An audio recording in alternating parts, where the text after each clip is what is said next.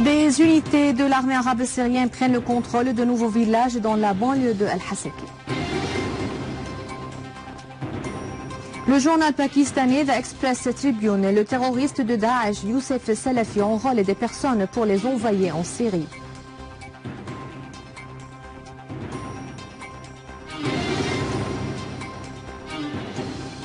Un rapport de la Commission européenne et la liberté de presse en Turquie se détériore du fait des arrestations menées contre les journalistes.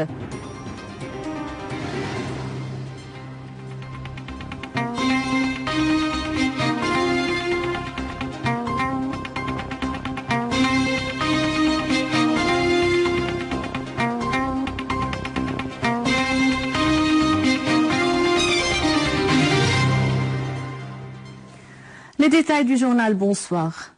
Des unités de l'armée arabe syrienne ont visé les rassemblements des terroristes et abattu plusieurs parmi eux, dont certains appartenaient à des nationalités étrangères à Saïda, Taïba et Naïmia dans la banlieue de Daraa, détruisant 2 entrepôts de munitions et de carburant, ainsi que de nombreux véhicules dotés de mitrailleuses lourdes qui leur appartenaient.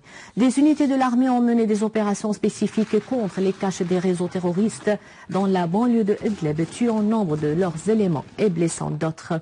En outre, une unité de l'armée a détruit 2 véhicules blindés et 5 autres dotés de mitrailleuses lourdes dans le village archéologique de Bara au mont de Zawiya, y neutralisant plusieurs terroristes.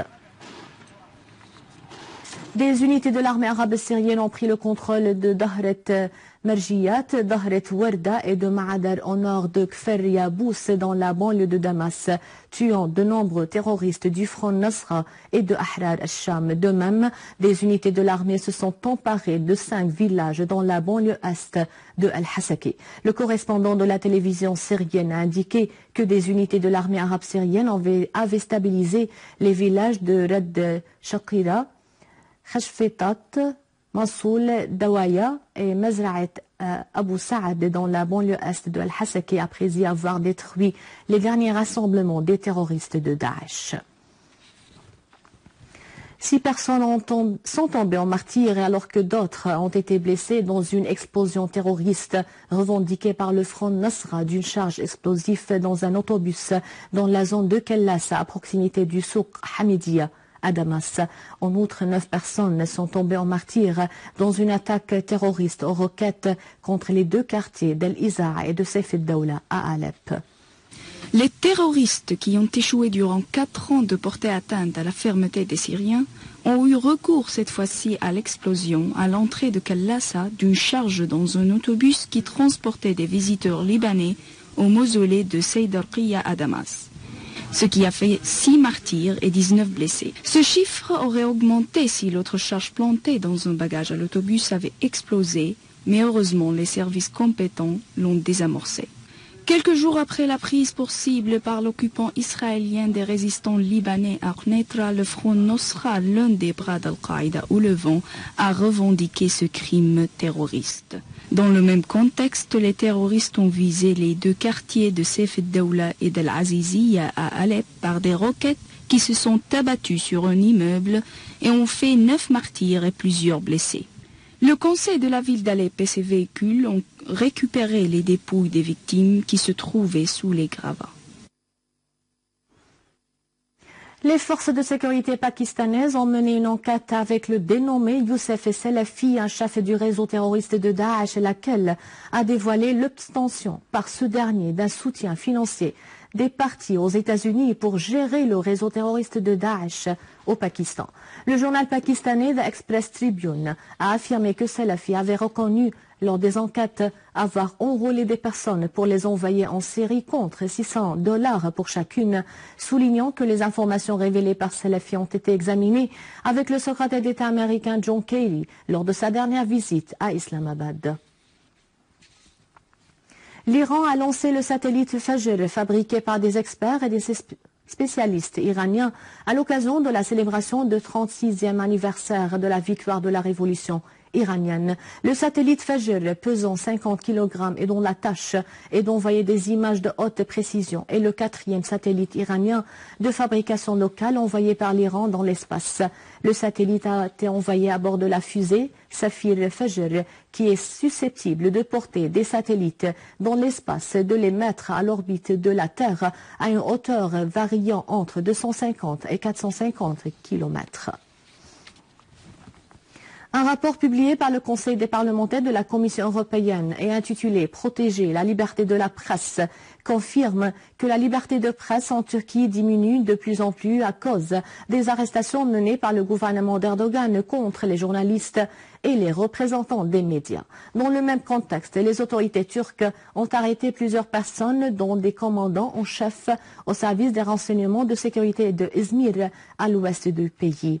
De même, plusieurs responsables administratifs dans la compagnie Turkcell, la plus grande entreprise de télécommunications cellulaires en Turquie, ont démissionné après la désignation de certaines personnes proches d'Erdogan au conseil d'administration de la compagnie. Ces agents d'Erdogan ont procédé à l'ingérence dans les affaires de la compagnie, ce qui a suscité l'indignation parmi les directeurs.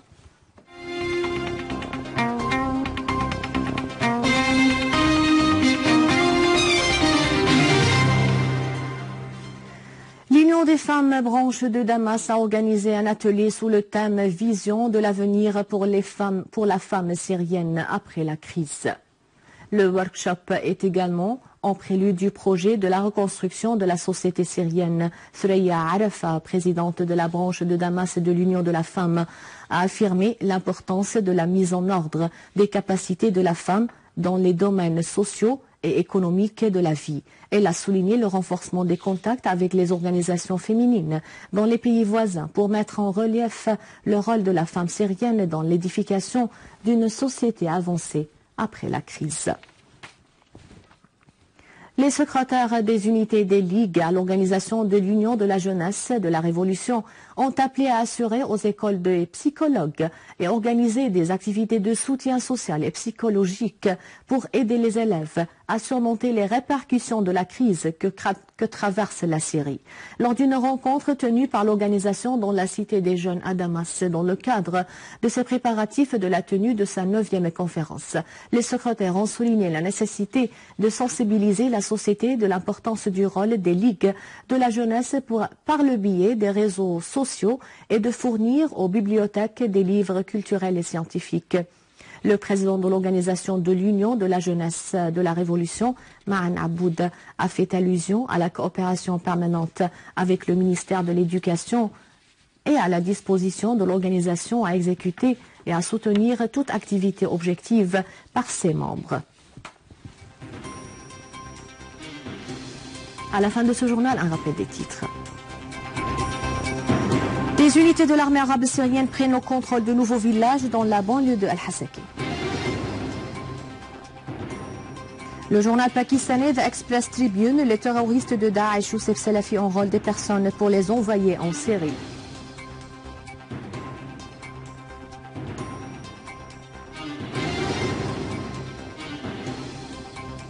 Un rapport de la Commission européenne et la liberté de presse en Turquie se détériore du fait des arrestations menées contre des journalistes.